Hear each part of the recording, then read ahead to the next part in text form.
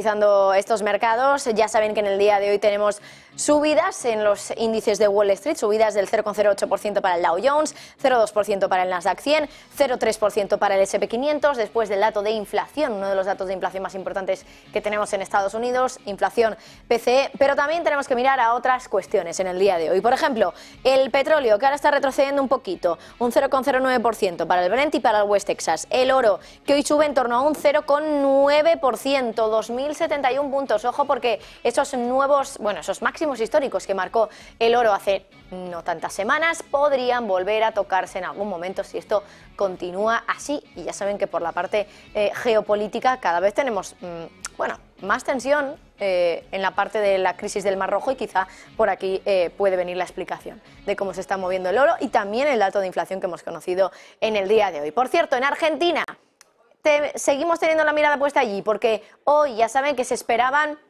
nuevas protestas en el país, protestas contra Javier Milei, contra el nuevo presidente y contra ese paquete de medidas que ya ha anunciado, de más de 300 medidas para desregular la economía argentina. Medidas que no están gustando, ya llevamos 2 días consecutivos con protestas en Argentina. Nos decía uno de nuestros últimos invitados, a eso de las 3:20 de la tarde, nos decía, ojo, porque quizá Milei lo que tiene que hacer a partir de ahora es negociar y no va a poder imponer en su totalidad todas las medidas que quiere, sino que tiene que ceder a algo, sobre todo por lo que está ocurriendo en las calles. Creo que tenemos señal en directo ya, que me confirmen los compañeros si tenemos ya esa señal en directo. Me dicen que sí, vamos a conectar con ellos y vamos a escuchar qué es lo que se está viviendo, el ambiente que se está viviendo allí en las calles de Argentina. Lucha que iniciamos los estatales.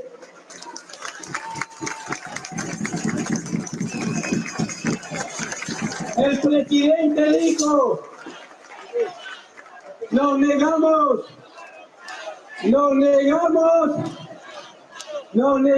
a encomendarnos, nos negamos los estatales a encomendarnos a las fuerzas del cielo. Preferimos encomendarnos a la fuerza de los trabajadores, que es la única que mostró a lo largo de la historia que vamos a ser capaces de recuperar nuestros derechos.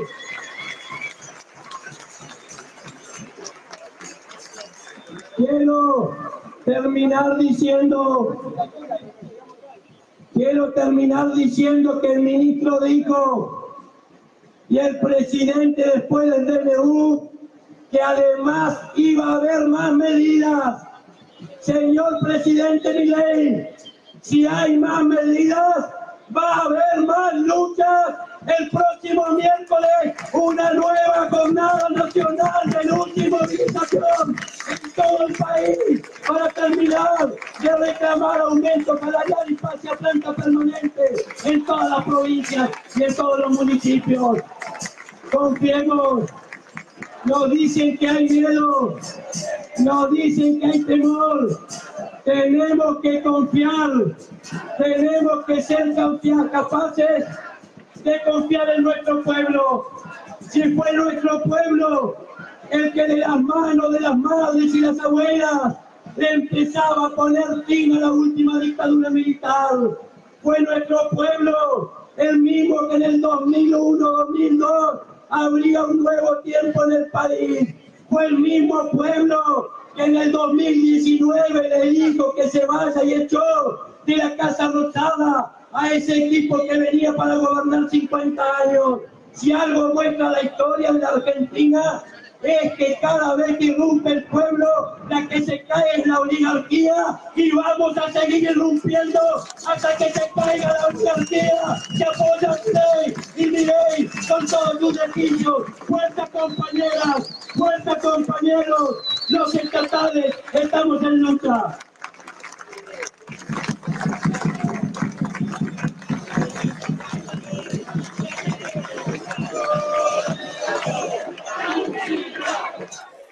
Bueno, pues ahí están viendo de momento algunos de los principales mensajes que se están lanzando en esta tercera jornada consecutiva de protestas en Argentina. Ahí están viendo también el ambiente que se está respirando en el país, en las calles del país, donde insisten, si no hay medidas o si sigue habiendo más medidas por parte del gobierno de Javier Milei, continuarán las protestas en las calles.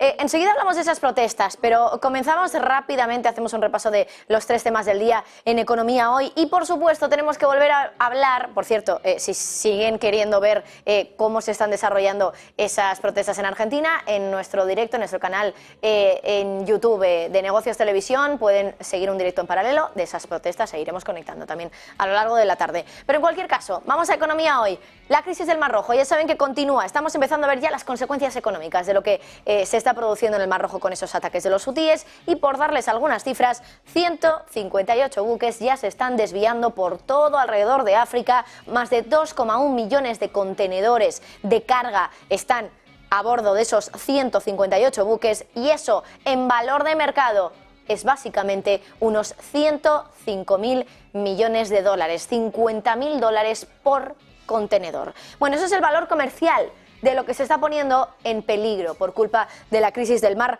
Rojo. Pero mientras tanto los precios siguen disparados también en el comercio marítimo mundial. Vamos a ver un gráfico de cómo los fletes se están disparando ahora mismo, a día de hoy. Hoy la CNBC ha asegurado que ha habido transacciones de contenedores que se han cerrado con una tarifa de fletes marítimos de 10.000 dólares por un contenedor de 40 pies. Para que se hagan ustedes una idea, 10.000 dólares para un contenedor que tiene un tamaño de 40 pies es muchísimo. Es prácticamente 4 veces más de lo que se estaba pagando la semana pasada por un contenedor, de estas características. Se estaban pagando la semana pasada 2.400 dólares. De hecho, aquí están viendo un gráfico de exactamente a qué precios se están intercambiando esos contenedores desde el este de Asia, es decir, desde China hasta el Mediterráneo.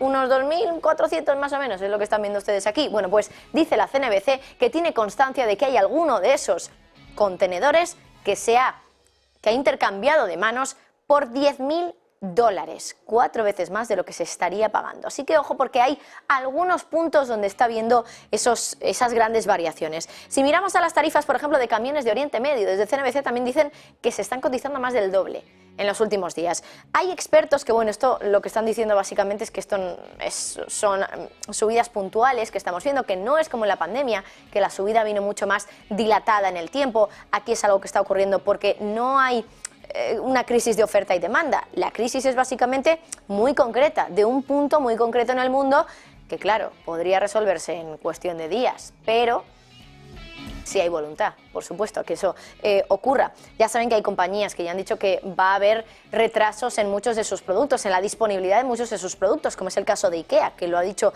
abiertamente, pero hablando, por cierto, de los sobrecostes también, que ya se están viendo en el comercio marítimo. Maersk, ya saben que es una de las mayores navieras del mundo, ha dicho que va a imponer cargos adicionales al transporte de contenedores desde Asia y ha dicho que las recargas vienen por 2 motivos. Por un lado, por la interrupción del suministro, pero por otro, porque además estas fechas no son fechas normales. Es Navidad. Hay muchos envíos que se están produciendo en el mundo. Claro, por eso también tienen que cargar sobrecoste. Bueno, vamos a verlo en un gráfico que les hemos preparado, porque ahí lo que estamos viendo es que un contenedor estándar de 20 pies que vaya desde China al norte de Europa estaría enfrentando en Maersk, una de las mayores navieras del mundo, un sobrecoste de 700 dólares por contenedor.